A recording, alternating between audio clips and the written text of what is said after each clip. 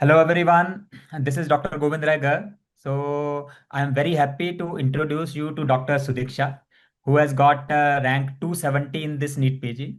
So this is not the only thing that she has got rank 270, but she has got a massive jump from the last year, 55,000 rank, something like that. So first of all, heartiest congratulations, Dr. Sudiksa. Thank you very much, sir. Thank you very much. So Dr. Sudiksa, please introduce yourself to our viewers. I'm Dr. Sudiksa. Like I said, from Madras. I finished my MBBS in Madras Medical College last year. So I after that I took a year off to study, and this year I've secured a rank of 270 in my NEET PG. So that's a great rank. So well done. Thank you, Dr. sir. Thank Sudiksa, you. our aim for this interview is to guide students who are preparing for the exam. And first of Yes, all, sir. you will be acting as a big inspiration that many students think that if in first attempt they have got a rank like 30, 40, 50,000, then it is very difficult to get into 2 or 3 digit ranks. So you will act as an inspiration to them that it is possible if you properly study, because in internship, many students are not able to study properly. Yeah, so we can Yes, sir. consider first attempt as the after post internship attempt, because that is the main attempt where we get to study a lot. Yeah. Yes, So sir. Yes. so please tell about your studies. How much time you devoted to the conceptual part, that means lectures or notes, and how much time to the question solving. Okay. So I started my prep after internship got over, after the May INI-CET 2024 and NEET PG 2024 got over. That's when I started my prep. So I think till December, it was till December of 2024 was my first read. That's when my first read was. I started solving questions pretty early on during my prep. So as I completed each subject, I completed the questions from that particular subject side by side. Um, and then I started GTs also quite early, I should say, from around September, uh, around beginning of September 2024 is when I started my GTs, and I increased my frequency as I as it came closer to the exam. That's when I increased the frequencies of my GTs. But my question solving was from the very beginning, sir. Great. So, Yes. Sudiksha, can we know that how many questions you usually used to solve, and more importantly, if a question gets wrong, or where you note it down, or how you mark it, that so you can do it later also. Okay, so the number of questions I was doing per day was, I think I started around 100 questions a day.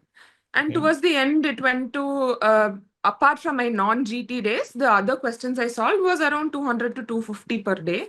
Okay. And the mistakes, I had a separate notebook that I made for just my mistakes that I've made for when I'm doing questions on custom modules or GTs or midday modules or whatever questions I was solving. I had a separate notebook to note down all the mistakes, and I tried my best to frequently go through those mistakes so I don't make them again.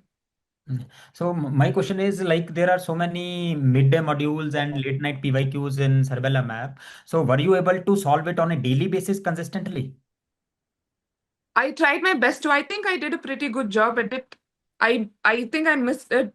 I might have missed a couple of days, but I think I was pretty consistent with the midday modules and the late night PYQs. So that pretty good job is reflecting in your rank itself. Thank you, sir. Thank you. That's great. Mm. And one more question is that you said that on a routine day you try to solve 200 plus MCQs, maybe 250. Yeah. But if you are solving so many questions, how much time you get for revising your theory portion?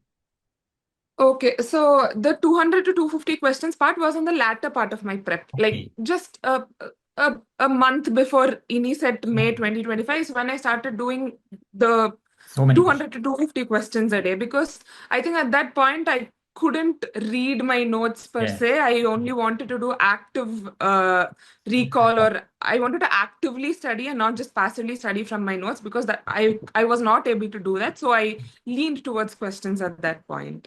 Okay, got it. So you another thing you said that you started giving GTs very early.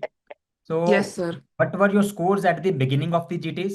And were they consistently increasing, or in between they are stuck also, or you constantly get a peak graph like that?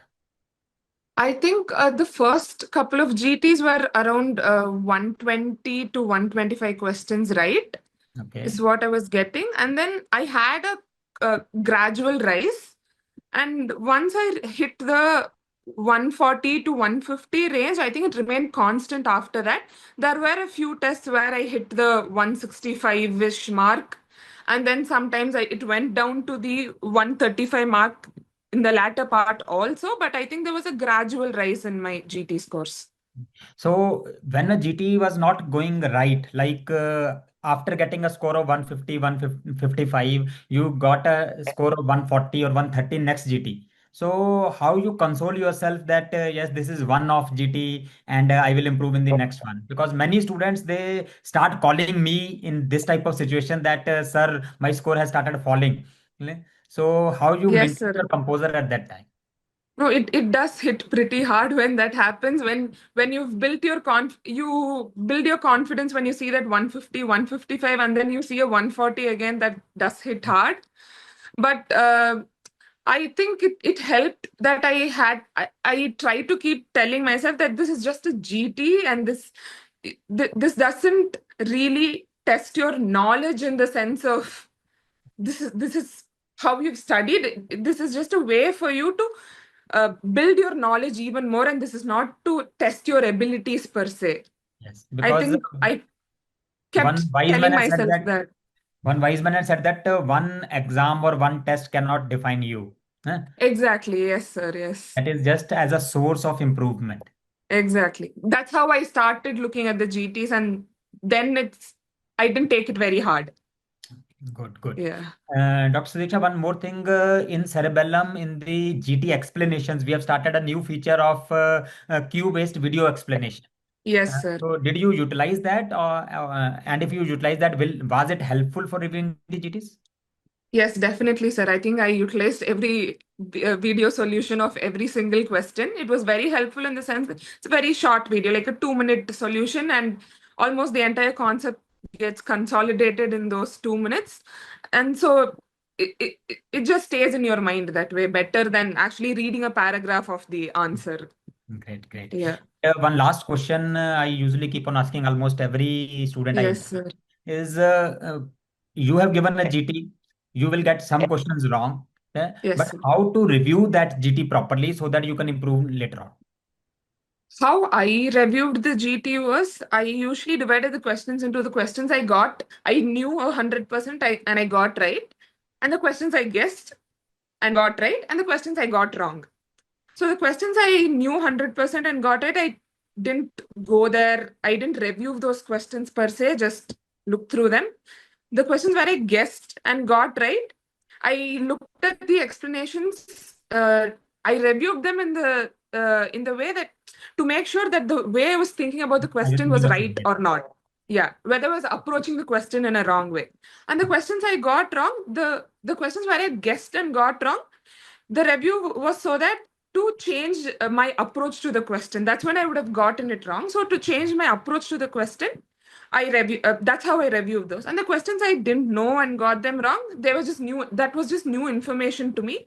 So that went into my notebook Okay, per se. that's great. Yeah. So you said that you kept on revising that notebook again and again. Yes, sir. Yes. That, Yes, I did. that's great. So my last question: what will be your advice to the students who are appearing for NEET 26 or INI-CET November? So I would say the key to it is consistency, and and the consistency doesn't mean that it has to be 12 hours of study every day. It just means you do your bit every single day. There will be down days where you're not able to study for more than 5 hours or so. I think that's fine. But as long as you do that amount of diligent study consistently throughout the prep, I think it'll go well. And and one more thing that helped me a lot was not feel very guilty about rest days if I needed them. Taking a day or two off in the long run, I don't think it matters that much, especially in the beginning of the prep. So that's Yes. the point I will like to elaborate little more, because I keep on saying to the students, students think that if they've taken half a day break, they feel guilty that I have wasted my time. But I said that you need to keep some breaks regularly, even in the last time of preparation. Few hours after maybe a week should be kept free, because if you do not take break, your brain will take break. And if the Exactly, takes sir. break, it will Yes. take for 7-10 days directly. Yes, sir. Yeah. So that is a very important point you have touched, that you should keep little bit breaks and do not get into the mode that I wasted my time. Yes, sir. Exactly. Yes. So thank you, Dr. Sadiksha, for guiding our students, and heartiest congratulations to you and your parents. Thank you very much, sir. Thank you very much. It was very nice talking to you. Bye bye. Same here. Thank you, sir.